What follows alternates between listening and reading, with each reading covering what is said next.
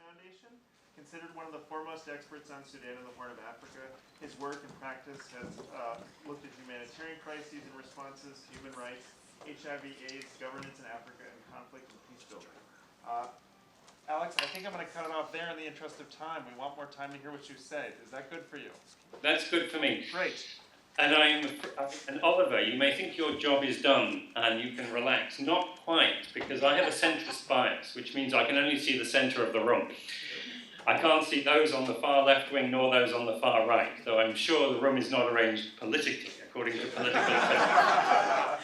So if there are hands on the far left or far right, I may need some on-the-ground moderation, as it were. Sure.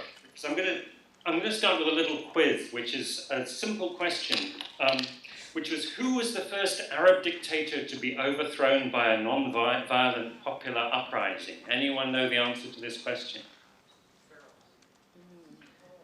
The first one. Well, if he's asking if it's Please, can you repeat the question? The question is, who was the first Arab dictator to be overthrown by a non-violent popular uprising? Any answers? Put your hands up. I know, but I've read your work, so. Okay, because usually when I ask, let me jump ahead. Let me give the answer. Normally when I put this question to non-violent activists around the world, they'll say Ben Ali in Tunisia. But actually, the first, and I believe we have someone from South Sudan here. If you, Moses, can you? Okay.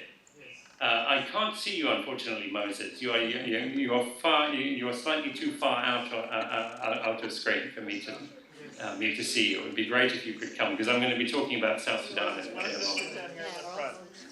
He's moving now. Okay, great.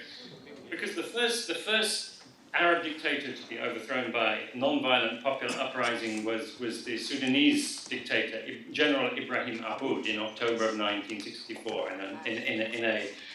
in an exemplary case of non-violent popular mobilization. And indeed, the second Arab dictator to be overthrown by a non-violent popular uprising was General Jafar Nimeri of Sudan, also of Sudan, in April of 1985. And Ben Ali in Tunisia was the third. And the reason I start off with this is really to give two lessons from this that I would pick up. Number one lesson: Sudan is one of the most disrupted societies in the world. No question about it. In both those cases, 1964, 1985, the country was at war. In 1985, the country was also in the middle of a famine. But the only successful examples of overthrowing a dictatorship in Sudan have been non-violent action. The wars that have been fought have not succeeded in overthrowing those dictators.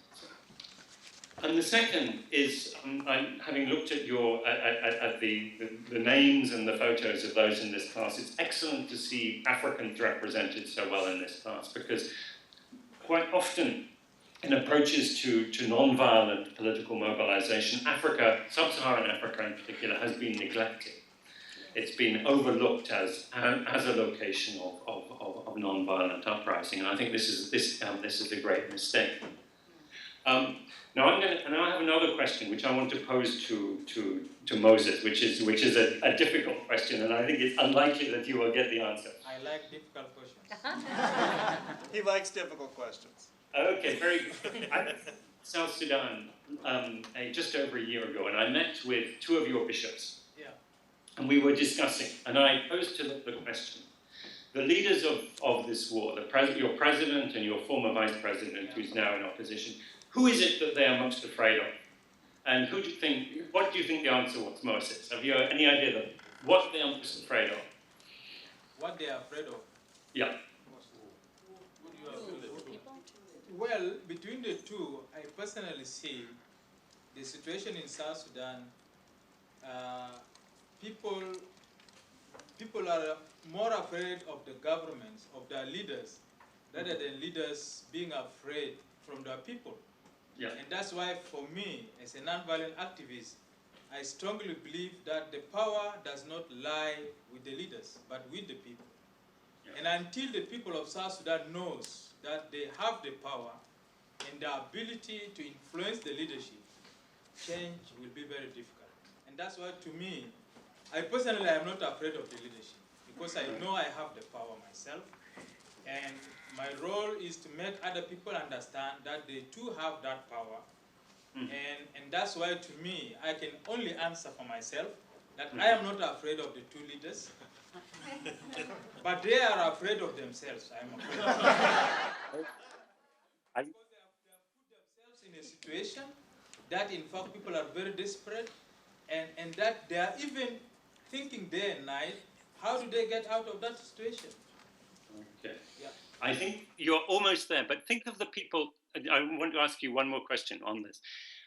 I was talking to bishops, okay, and the bishops, in talking with the bishops had an answer that really only a spiritual leader would give you, okay.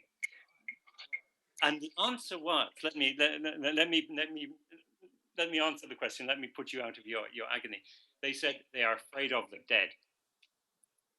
They are afraid of the spirits of the dead. Now, think of the site of a massacre where hundreds of people have been killed. And think of that in the context of a society where the ancestors are very important, where the society is constituted around respect for the ancestors, respect for the dead. So a massacre is not only a site of human rights abuse, it is a spiritual cataclysm. And I'm sure you, those of you who are from societies where there's been tremendous havoc in terms of massacre will be aware. One of the foremost motivations of people when they are in the wake of these atrocities is they want to find the bodies of those, their relatives who have died. Moses, would you think this is correct from your experience and your understanding? Well, from the cultural perspective, our people strongly believe if you have a relative or anyone that has been killed or died, it is important that you see the dead body, and that the person is buried in a decent way. And that's why even in situations where people were killed in many numbers, there have been some like mass graves in areas, and that is in respect of that.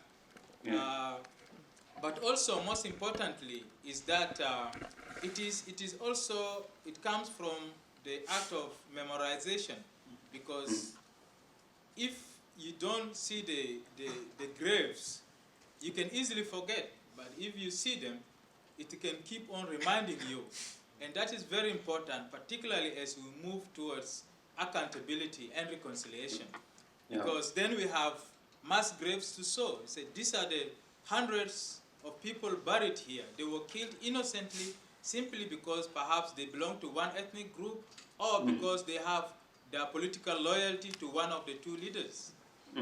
So this is how I look at it. Yeah. And I think it's also the case that those who are responsible for those killings, they themselves will psychologically be haunted by the fact of what they have done. And it is possible for those who are spiritual leaders, or indeed activists, to invoke the spirits of the dead. And it is very striking that, and this goes across, I think, almost all societies. If we go back to the 1964 revolution, the non-violent revolution in Sudan, what was the event that actually brought the people onto the streets, that brought down the government? It was the funeral of a student who had been killed. And it was impossible politically for the military authorities to intervene to stop a funeral. It was the one type of event that it was beyond the capacity of a dictatorship to prevent. And the funeral brought together people from all sides of society and unified them. So I'd like those in the room, because you're from all over the world.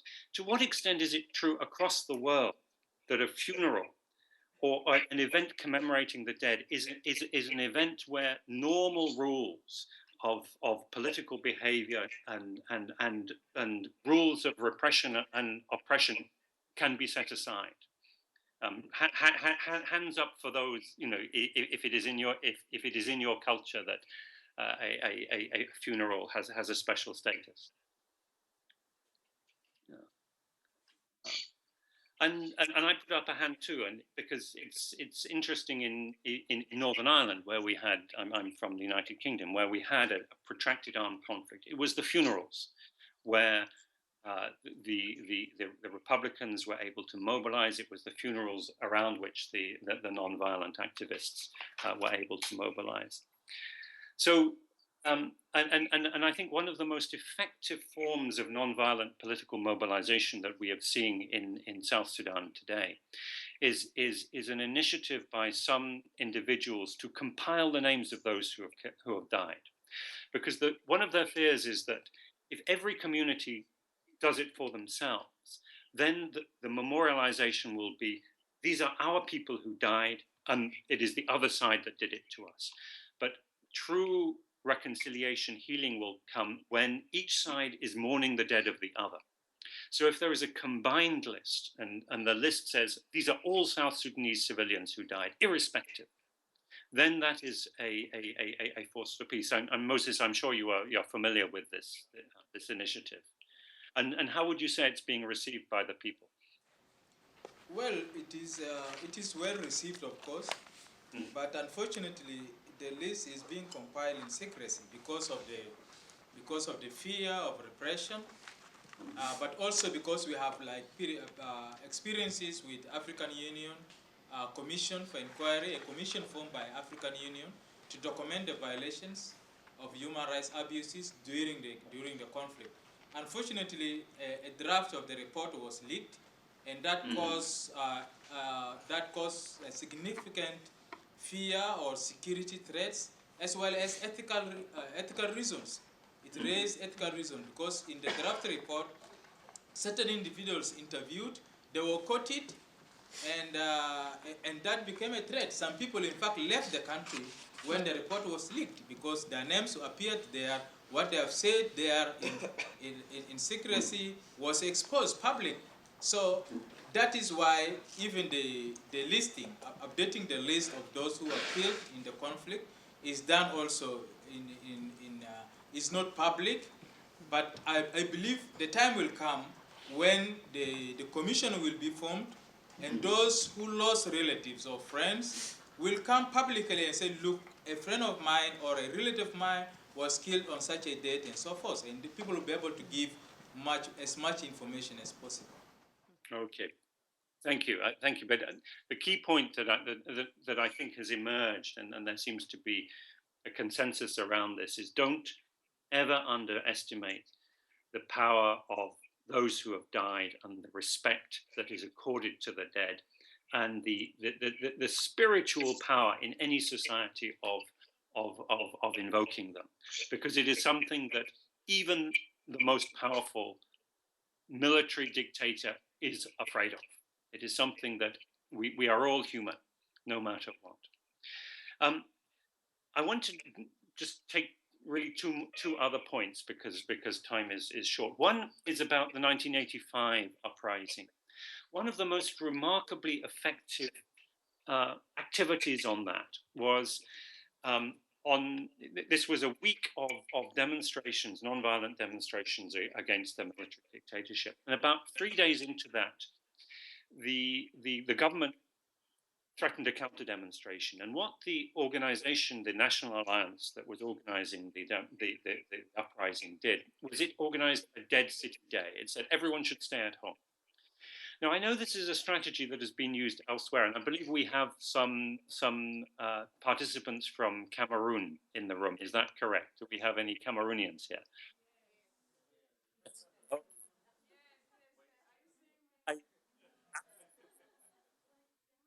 Okay. Please, those of you who are from Cameroon, am I correct that the Cameroonians are the world experts at dead cities, at Ville Morte? Yes. Yes. So tell us, how did you do it, and why did you do it? done really during the reappropriation of multipartism in 1989, because we have an organization who came out revendicating the coming back of multipartism. Multipartism exists in the books, but not in the reality. So people mobilized themselves to push the government to bring it back, and it brings to a sort of conflict because the army used weapons. And then the situation became very difficult between the army, the government, and the population. And between the tools used by population, they use ville morte. So during a week, every markets are locked. Traveler agencies are locked, every business are locked. And so how can I say, the city is like a dead city. So to push the government to go ahead with democratization. Yes. Cool.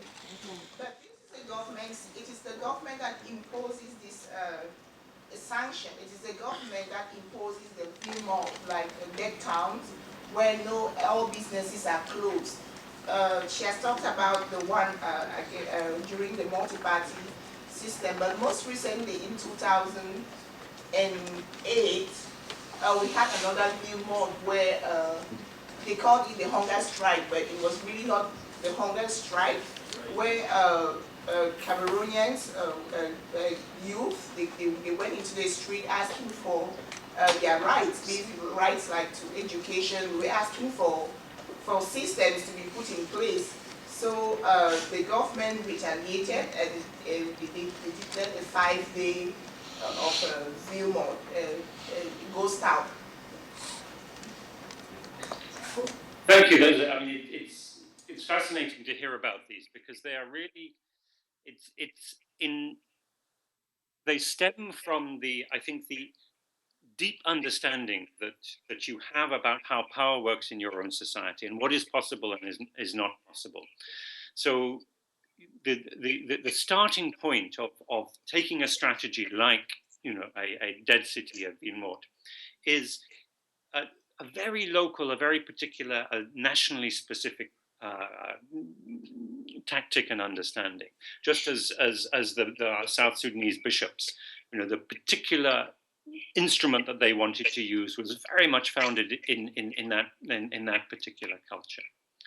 And then I just want to make one third point, just in the few minutes that we have, which is that it's the third point, the lesson that we take, I think, from the Sudanese experience, is the last time that it was successfully organized was 30 years ago. It has actually been, despite this long history of Sudanese organization, this rich experience of organization, of popular uprising, of mobilization using trade unions, using professional associations, using all sorts of mechanisms. For 30 years, they have not been able to repeat that experience. And that is partly because, or mainly, I think, because the nature of power has changed. And so the institutionalized type of repression that we had before has shifted. It's not as institutionalized as it was before. What we have is a type of political authority that is what many in northern Sudan call the political market. It is a system, it is a contemporary system in which basically all the political elites are bribed. They are paid off with money that comes from the government in Sudan, also in South Sudan. They get enormous amounts of money from oil. And this money is redistributed to the elites to buy them into the system. And the qualities that a successful politician has in in northern Sudan and indeed in southern Sudan to some degree are the same qualities as a businessman. Politics is business, business is politics. And the key qualities are that you need to have if you're to thrive in this system are: number one, you need money. You need a deep pocket, what the northern Sudanese call a political pocket, a political budget, money that you can just dispense to bribe people, to bring people into your faction. Number two is you need a big network. You need to know who is who. You need to know who you can call. And then the third is you need, actually there are four elements. The third you need is skill. You need the skill of a business person, which is to know what the state of the market is. So you know how much you need to pay to bribe people. You need to be able to judge people's characters. You need to be able to plan. You need to be able to invoke other types of political slogan, political identity to build your base. And last of all, you need reputation. Now, if you are a military leader or an unscrupulous political entrepreneur, you need the reputation of being reliable and ruthless. Reliable, that you will carry out your threat and you will stick by your side of the bargain, and ruthless, that if you are crossed, you will take action. Now, when you have a system that is run like this and you try and organize against it, it is very, very difficult, because the people who are part of your organization not only will they be liable to be intimidated, but also they are liable to be bribed or corrupted or co-opted. And the type of organization against it requires the same sort of political business skills. It requires the same sort of analysis. And so the people who you see as individuals mobilizing against it, whether they are bishops, whether they are judges, I mean, there are some very, very principled lawyers and judges, say, in South Sudan, who will stand up to the authorities. I mean, Moses, you will, as you know, some of the judges stood up to the government and threw out some of the most high-profile cases. And what they do this on, and it's not because they're simply brave or naive, but they also have those same skills. They know who is who. They know when to be brave, when to step back. They have, and most importantly, they try and cultivate the reputation for personal honesty, personal integrity, which gains them respect from society. So my emphasis would be slightly different to that of Oliver, who really stressed organization, and he's absolutely right. Organization is key, but there are some places where it is very, very difficult to organize, and I would suggest in those places, the skill that is required of the nonviolent activist is, first of all, analyze and understand the power that you are up against, and second, if it's not possible to have an institution, and you're going to have to use more customary traditional networks or use individuals. Think about the networks that you have. Think about the reputation that you have. Think about the cultural norms that you can invoke. And of course, I know that all of you, by the very fact of being active in this field, are already deeply embedded in your cultures, and you actually already practicing this. So what I'm saying is not really to tell you anything you don't know already, but to value those particular qualities that you may overlook in your own organization and your own networks. So let me leave it at that, and then we'll just have a few minutes left for any questions and interventions.